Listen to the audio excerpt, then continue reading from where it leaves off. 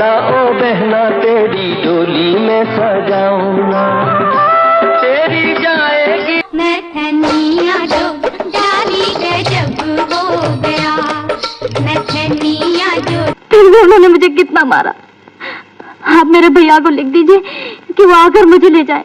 1960 के दशक के बाद बॉलीवुड और अंडरवर्ल्ड का नाता सामने आने लगा। आज भी कुछ प्रोड्यूसर्स खुफिया तरीके से अंडरवर्ल्ड से मिले हुए हैं, पर इन सब के बीच कलाकारों की जिंदगी बर्बाद होती है। खासकर अभिनेत्रियों का करियर खत्म हो जाता है। उन तमाम लोगों में से एक अभिनेत्री ऐसी भी हैं जिनके पिता मशहूर फिल्मकार हुआ करते थे।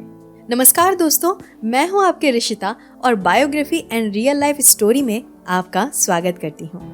हिना कौसर ये ऐसा नाम है जिनके पीछे कई सारी कहानियां छुपी हुई हैं। 90 के जमाने के बीच अंडरवर्ल्ड डॉन दाऊद इब्राहिम का करीबी दोस्त इकबाल मिर्ची से हिना ने शादी की थी। इस सिलसिले में हिना कुछ ज्यादा ही चर्चे में आई।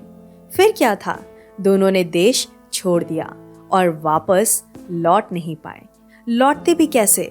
मुंबई में आतंक फैलाने के बाद अंडरवर्ल्ड के सभी क्रिमिनल्स और छोटे बड़े डॉन मुंबई पुलिस के निशाने में आ चुके थे। इसी वजह से हिना कौसर को फिल्म जगत से हमेशा हमेशा के लिए दूर जाना पड़ा। हिना कौसर का जन्म 1950 के साल में हुआ था। हरे रंग के आंखों वाली उनकी माँ उस जमाने की प्रचलित अभिनेत्री थी। उस वक्त उनके पिताजी के आसिफ मुगले आजम फिल्म बना रहे थे, जिसमें निगार भी काम कर रही थी। आसिफ ने निगार से कब शादी की ये किसी को पता नहीं चला, और जब पता चला तब के तब आसिफ की पहली पत्नी बहुत खफा हो गई। उन दिनों निगार मुंबई के ग्रांट रोड इलाके में रहती थी। वहीं उन्होंने हिना कौसर का पालन पोषण किया। हिना के अलावा निगार को और एक बेटा भी हुआ जिसका नाम अकबर आसिफ है। उन्होंने भी बतौर विलन कुछ फिल्में की। आगे चलकर हिना कौसर जवान हुई और माँ की तरह अभिनय के रास्ते पर चलने लगी। पर जिस वक्त वो फिल्म जगत से जुड़ी तब पिता का देहांत हो गया।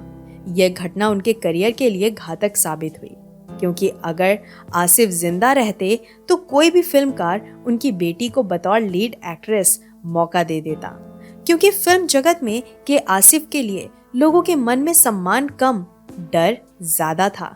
अगर आसिफ किसी फिल्मकार से अपने बेटी के लिए सिफारिश कर देते तो कोई भी फिल्मकार उन्हें मना नहीं करता। इसलिए पिता के देहांत के बाद हिना कौसर को बहुत संघर्ष करना पड़ा। हालांकि उन्हें छोटे बड़े किरदार मिल जाते थे, पर कोई फिल्मकार उन्हें बतौर लीड एक्ट्रेस मौका नहीं देता था। हिना कौसर को ज्यादातर लोग फिल्म अदालत के लिए जानते होंगे, जिसमें वो अमिताभ बच्चन की बहन के रोल में नजर आई। इस फिल्म का गाना बहनाओ बहना बहुत हिट हुआ था। इसके बाद वो धर्म काटा, नागिन, निकाह, कालिया और जेल यात्रा जैसी कई फिल्मों में नजर आई। हिना कौसर का फिल्मी सफर 1970 के साल में शुरू हुआ। उनकी पहली फिल्म होली आई रे थी, तो आखिरी फिल्म घर बाजार साल 1998 में रिलीज हुई थी। हालांकि उन्हें 1990 के दौरान ही भारत छोड़ना पड़ा। अपने 20 साल के करियर में उन्होंने लगभग 60 फिल्मों में काम किया, पर कहा जाता है कि उन सभी फिल्मों में उनके किरदार छोटे छोटे हुआ करते थे। फिल्म इतिहासकार मानते हैं कि निगार सुल्तान के कारण ही इकबाल मिर्ची हिना के जीवन में आए। इस बात में कितनी सच्चाई है ये तो बता नहीं सकते, पर क्योंकि ग्रांट रोड जैसे माफिया इलाके में निगार सुल्तान अपनी बेटी के साथ रहती थी, तो हो सकता है कि कुछ लोगों के साथ उनके रिश्ते बने होंगे। इकबाल मिर्ची से शादी करने के बाद हिना कौसर को फिल्मों के ऑफर आने बंद हो गए और मुंबई में हुए सीरियल बॉम्ब ब्लास्ट के कारण वो हमेशा के लिए चर्चा का विषय बन गई। आज के दौर में हिना कहाँ है ये कोई बता नहीं सकता, पर कुछ लोगों का कहना है कि वो यूके में रहती हैं और कोर्ट कचहरी के सिलसिले में मुंबई में कभी कभी आती हैं।